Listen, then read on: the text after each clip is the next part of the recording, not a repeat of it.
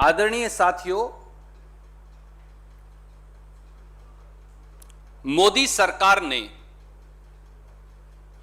देश के उत्तरी पूर्व हिस्से को संघर्ष, टकराव और हिंसा की आग में झोंक दिया है। कानून व्यवस्था और संवैधानिक ढांचा लगता है जैसे चरमरा गया हो। प्रधानमंत्री और गृह मंत्री देश की आंतरिक सुरक्षा के साथ खिलवाड़ और देश की संप्रभुता के साथ, सुरक्षा के साथ एक आपराधिक समझौता करने के दोषी हैं। संघर्ष, टकराव, हिंसा, कानून व्यवस्था का टूट जाना और संवैधानिक ढांचे पर हमला बोला जाना, यह अफगानिस्तान का दृश्य नहीं जो टेलीविजन चैनल दिखा रहे हैं। यह मोदी सरकार द्वारा बार बार मीडिया को परोसे जाने वाला हिंदू मुस्लिम विभाजन भी नहीं। यह इस देश के उत्तर पूर्व के प्रांतों की वास्तु स्थिति है जो नहीं दिखाई जा रही। सच्चाई यह है कि स्थिति उत्तर पूर्व में खतरनाक बनी है और एक के बाद एक प्रांत उत्तर पूर्व का हिंसा, टकराव और संघर्ष के अंदर झोंका जा रहा है।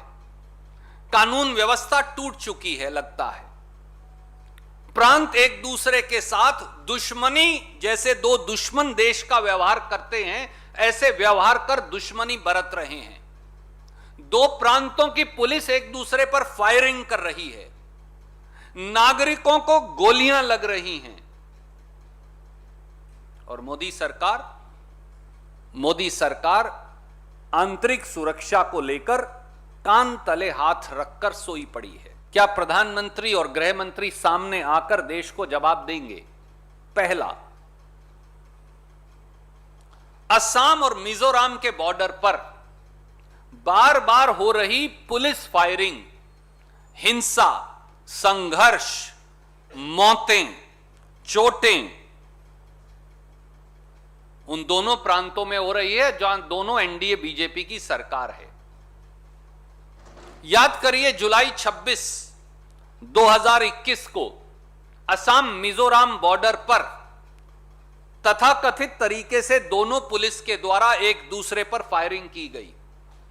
6 पुलिस के हमारे सिपाही खुद की पुलिस की गोलियों से मर गए और 80 लोग घायल हो गए।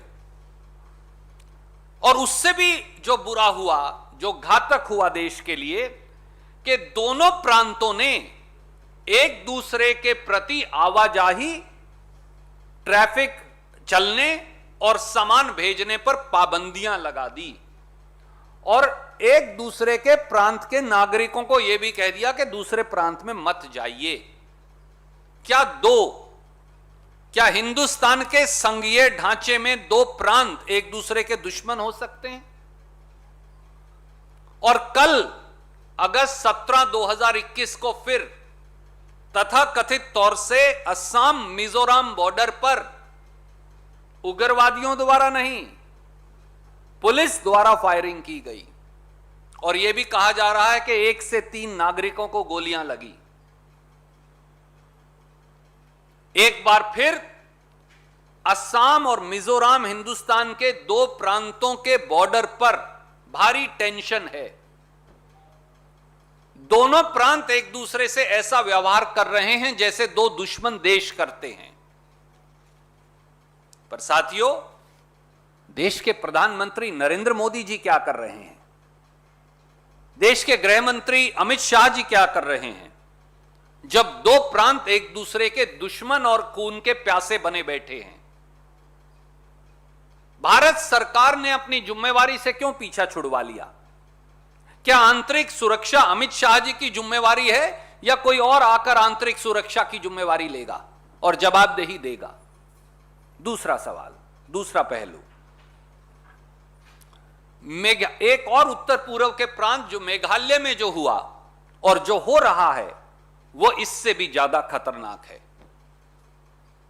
और मेघालय में भी north eastern democratic alliance NDA BJP का हिस्सा है। पूरे देश ने देखा, टेलीविजन ने नहीं दिखाया वो अलग बात है, पर पूरे देश ने देखा कि किस प्रकार से AK-47 और बंदूकें हाथ में लेकर मेघालय की राजधानी शिलोंग के अंदर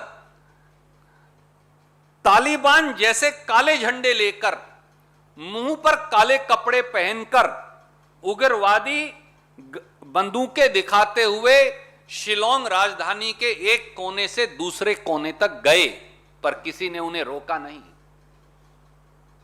मेघालय के मुख्यमंत्री के निवास पर पेट्रोल बम फेंके गए। मेघालय में स्वतंत्रता दिवस के ऐन मौके पर 98 घंटे का कर्फ्यू लगाना पड़ा। शिलोंग में इंटरनेट सेवाएं बंद करनी पड़ी। गृह मंत्री ने इस्तीफा दे दिया और इसके बावजूद भी मोदी सरकार चुप है। और कल क्या हुआ 17 अगस्त 2021 को, जब मेघालय के गवर्नर, जो भारत सरकार की अथॉरिटी के सबसे बड़े चिन्ह हैं, जब वो वापस आ रहे थे तो उनकी गाड़ियों पर भी, उनके कारकेड पर भी, कॉन्वॉय पर भी पत्थर बरसाए गए।